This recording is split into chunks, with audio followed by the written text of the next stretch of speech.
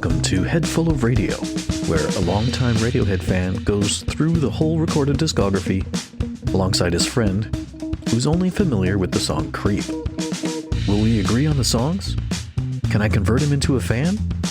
Let's find out.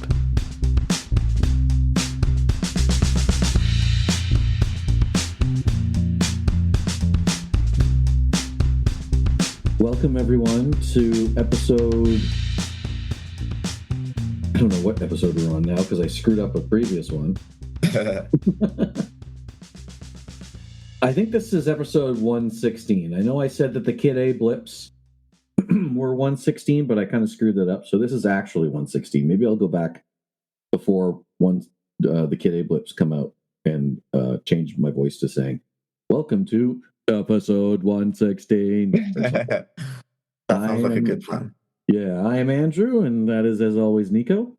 Hello, everyone. Now, today we are going to be listening to Everything in Its Right Place. Let's give you some back history on where the band is at this point, because the last thing you would have heard from them as a band, I mean, we've just gone through a bunch of stuff where Tom and Johnny have done other things, and we went through that documentary. But the last release you'd heard from the band was the No Surprises album, the Airbag album in April of 1998. Yeah, that rings a bell.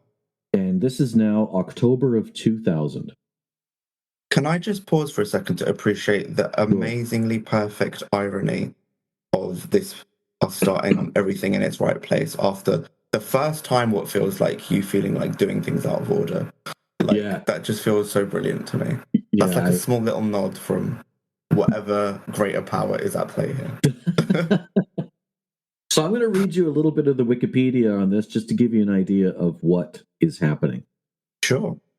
Following the success of OK Computer, Tom York had a mental breakdown. He suffered from writer's block and became disillusioned with music. Instead, he listened almost exclusively to electronic music like Aphex Twin and Otekra, saying it was refreshing because the music was all structures and had no human voices in it. But I felt just as emotional about it as I'd ever felt about guitar music. So he bought a house in Cornwall. Have you ever been to Cornwall? I actually haven't, but I would love to go at some point. All right, well, maybe we'll frolic along there. Anyway, he spent his time walking the cliffs and drawing, restricting his musical activity to playing his new grand piano. This song was the first song he wrote, followed by a song on the next album. He described himself as a shit piano player and took inspiration from a quote by Tom Waits saying that ignorance of instruments gives him inspiration. Tom said that's one of the reasons I wanted to get into computers and synths, because I didn't understand how the fuck they worked. I had no idea what it meant. So he would endlessly play this song's melody, attempting to meditate out of his depression. The lyrics in this song, a lot of people thought were gibberish, but he said it isn't, and that it expressed the depression he experienced on the OK Computer tour. Wow.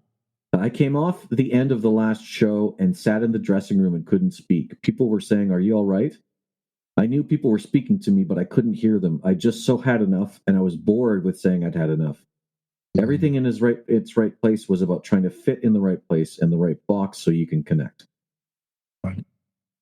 There's a line in this song that's repeated that says, "Yesterday I woke up sucking a lemon."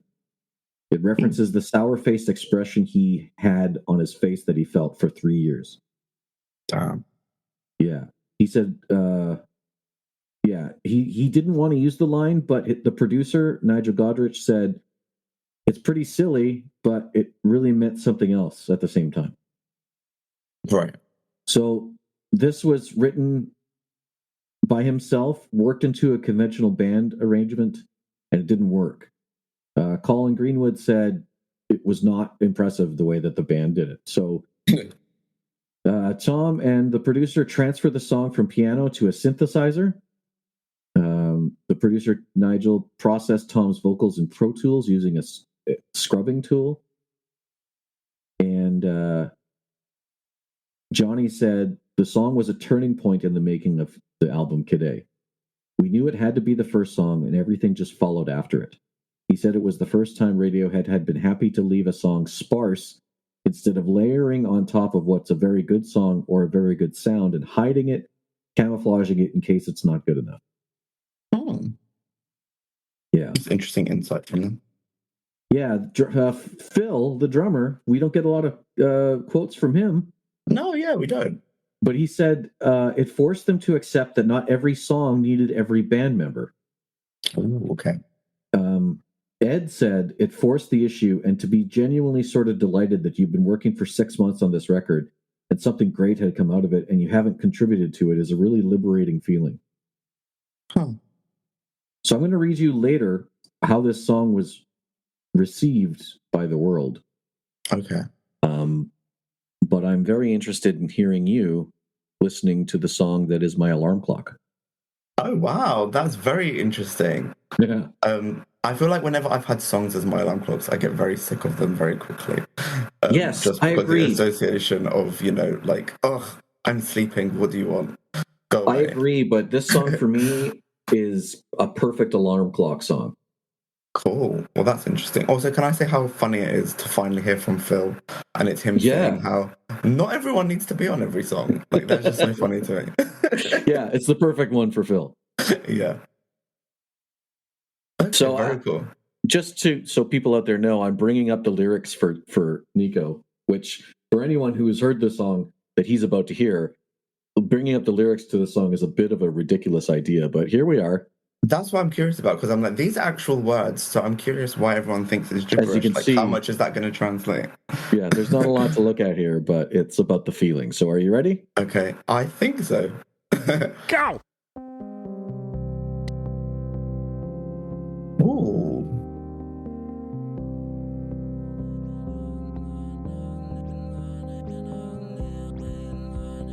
Now you know why it's my alarm clock. Oh, wow. Right?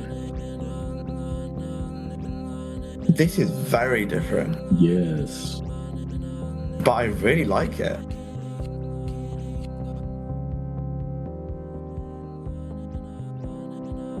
Oh my god, this is like... We obviously spoke about how they're going to evolve. Yep, and they're evolving. But this is a jump, for sure. Yep.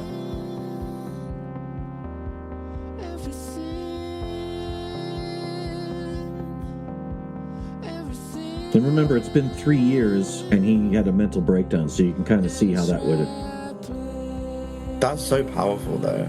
Like, going from that to... This is then we maybe have them reintroduced to this as... Yes.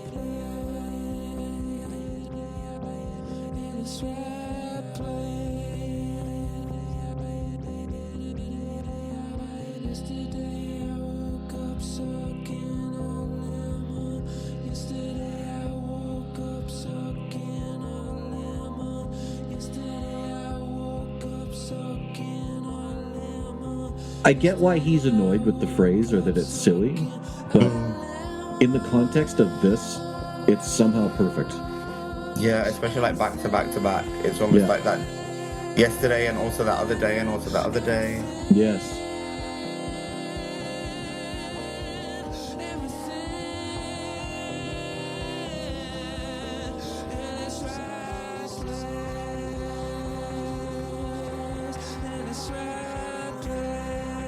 This has got me very excited about this album.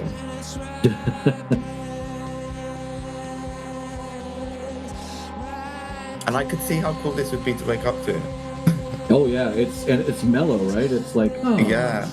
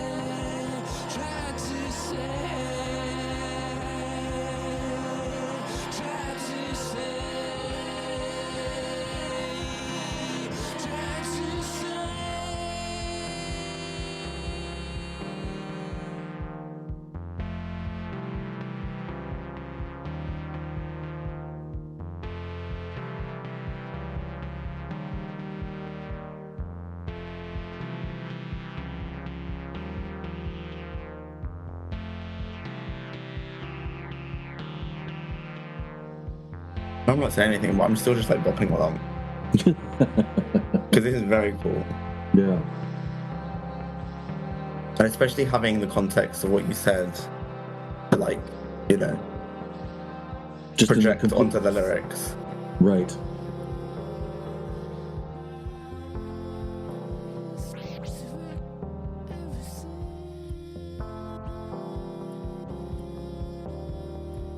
I wonder what Chase thought of this, because I did get this for him for vinyl. I can imagine him loving it. Yeah. We'll have to ask him that next time he's on. 100%. So there you are. Everything in its right place. That's so cool. I really liked that. When you were talking about all like the synthesizers and stuff, I was like, I don't know what direction this is going to go in and if I'm going to like it. Is it going to be like a weird experimental type thing that is very like conceptual, and I'm just kind of like, it's not for me. It kind of is pretty experimental from where we've been. 100%. Yeah. But that can also be quite jarring in like I don't like this way. Like, I'm used to things being in its right place the way it was. Like, you've moved the things out of their place. Right. And that was surprisingly very fitting. Like, I was like, I get it. I get why that is there. So what would you give that as a score? I feel like I'm far too trigger happy, because I feel like instinctually I was going to go Johnny and a half. But I feel like, hold on, like, I feel like that has been reserved for something that has been like very like monumental. So let's maybe calm down. I think I'll stick with a Johnny. Who knows? Maybe if I'm listening to him more, I'll be like, no, it did deserve the maybe Johnny and a half. But for the time being, I'm going to play it a little bit more conservative and stay with a Johnny, because I thought that was really cool. Does it help that this album was won the Grammy for Best Alternative Album and was nominated for Album of the Year? There you go. Well, that does not surprise me, to be honest. Like, okay, it's very cool. My score is going to be a Tom. Amazing. Okay, good. So my natural instincts were not ridiculous then. I have been obsessed with the sounds and the feeling in this song for 24 years.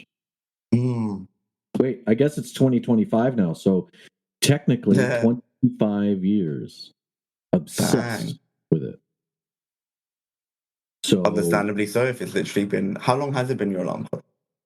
How long has it been my alarm? On and off. It's got to be close to 10 years. Dang, yeah, well, there you go.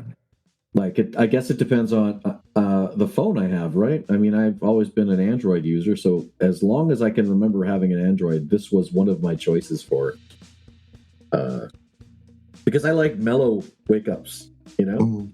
Yeah. I would rather listen to that than something heavy metal, so. Very fair. There we are. Thank you, sir. I'm excited to hear what you think of the rest of the album. I'm so hyped. Like, I didn't, like... I feel like we maybe like sampled a few things from future Radiohead, and I was like, oh, this is the direction I wanted to go in. But this is very cool, so I'm super excited. Awesome. I can't wait to see you next week. See you next week.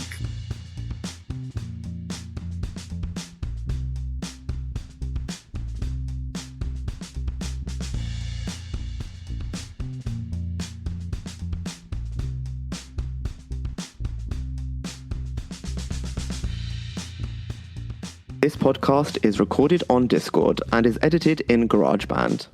The intro and outro music are Radiohead covers and can be found on Spotify under the band Lift. That's Lifte, with F as in Foxtrot. Also, find us on TikTok and Vimeo under the name @HeadFullOfRadio.